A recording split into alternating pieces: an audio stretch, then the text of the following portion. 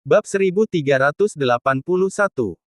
Ron menatapnya dengan dingin dan berkata, "Aku bilang diam. Tidak dengar."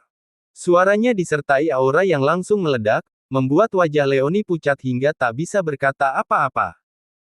"Leoni, karena kamu gagal mendidik murid dengan baik, kamu dihukum penjara 1 bulan dan dikeluarkan dari Akademi Arjuna," kata Ron dengan nada datar. Mendengar itu, orang-orang di sekitar hanya bisa merasa sedikit menyesal. Leoni dan Leo ini terlalu tidak tahu diri. Mereka berani melawan Ron dan sekarang malah menjadi alat untuk memperkuat otoritasnya. Saat itu, Leoni benar-benar menyerah dan berhenti melawan. Dia menghela napas dan berkata kepada Adril, "Ayo, aku sudah beberapa kali dihukum. Nanti aku akan berbagi sedikit pengalaman denganmu, lalu kita keluar dari Akademi Arjuna bersama-sama." Adril hanya memutar mata, seolah tak terpengaruh dengan apa yang dikatakan oleh Leoni.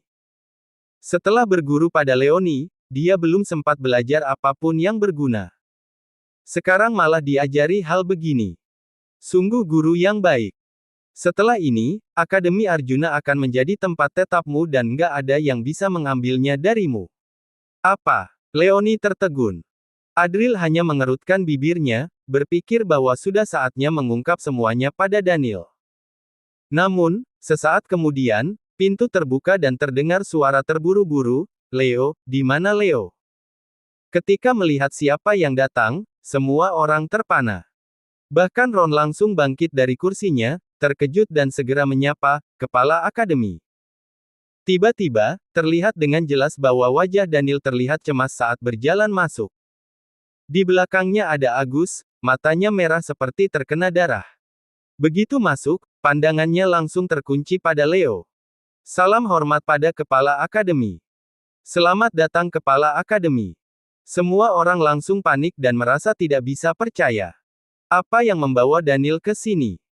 Beberapa mentor muda bahkan hampir tak pernah bertemu dengannya seumur hidup mereka. "Pak Daniel, kenapa kamu datang?" tanya Ron dengan bingung dan bangkit untuk menyambut. "Omong kosong, aku." Namun, saat itu, Daniel langsung melewati Ron, tanpa memedulikannya dan berjalan cepat ke arah Adril. Dia tampak sangat terburu-buru. Sementara itu, Agus hanya fokus pada Adril dan menariknya sambil berkata dengan nada gemetar, "Ayo, ada yang ingin kutanyakan padamu." Hal ini membuat semua orang melongo. Kenapa ini? Adril juga bingung. Sambil bicara, dia menggunakan teknik membaca pikiran. Seketika dia terdiam dan ekspresinya perlahan berubah aneh. Saat mereka hendak pergi, Ron segera panik dan menarik Daniel sambil berkata, "Pak Daniel, tunggu dulu, dia masih harus menerima hukuman." "Hukuman apa?" Daniel terkejut, lalu teringat dan bergumam, "Oh, iya, hukuman. Kasus ini cukup serius, jadi aku datang untuk menanganinya langsung." "Apa hukumannya?" "Penjara 1 bulan, tidak terlalu berat," jawab Ron dengan hati-hati sambil memperhatikan tingkah Daniel yang tampak aneh. Saat itu, Adril berhenti membaca pikiran, lalu berdeham dan berkata, "Secara garis besar memang nggak berat, tapi dia memerintahkan Cheol untuk mengawasi kami." "Kenapa kalau Cheol mengawasi?" tanya Daniel dengan bingung. Namun saat itu, Agus mendengar kata-kata itu, sikapnya agak aneh. Sebagai seorang kepala akademi, bagaimana mungkin dia tahu siapa murid siapa dalam hal kecil seperti ini? Agus maju selangkah dan dengan niat membunuh yang terpendam, dia menatap Ron dengan dingin dan berkata, "Leo membunuh murid Cheol, yaitu Aska. Kamu suruh Cheol mengawasi Leo, apa maksudmu?" tanya Daniel. Mendengar ini, dia segera memandang dan bertanya pada Ron. Meski biasanya tidak terlalu ikut campur, dia sangat paham intrik-intrik kecil semacam ini.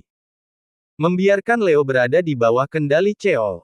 Apa jadinya nanti? "Ron, begini caramu bekerja?" tanya Daniel langsung dengan nada keras.